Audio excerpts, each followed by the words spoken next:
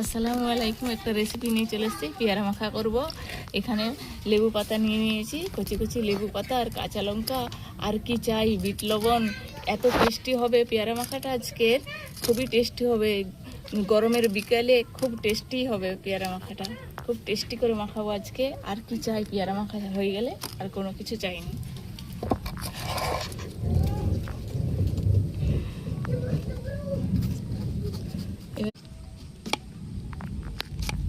কেটে নিচ্ছি এইভাবে কুচি কুচি করে।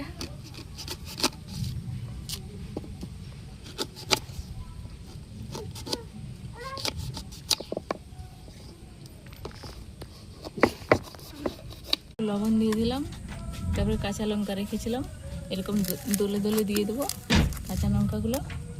এইভাবে আজকে বিরাট টেস্টি হবে পেয়ারা মাখাটা। এইভাবে দলে দলে মেখে নিচ্ছি। অল্প বিট লবণ, অল্প লঙ্কার গুঁড়ি দিয়ে দিলাম।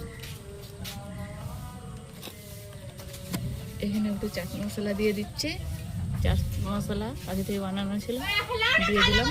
মেখে নিচ্ছি এইভাবে। যদি বিকালে একটু পেয়ারা মাখা হয়, খুবই টেস্ট লাগে।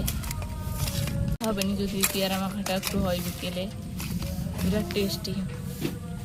কচি কচি লেবুর পাতা দিয়ে দিলাম।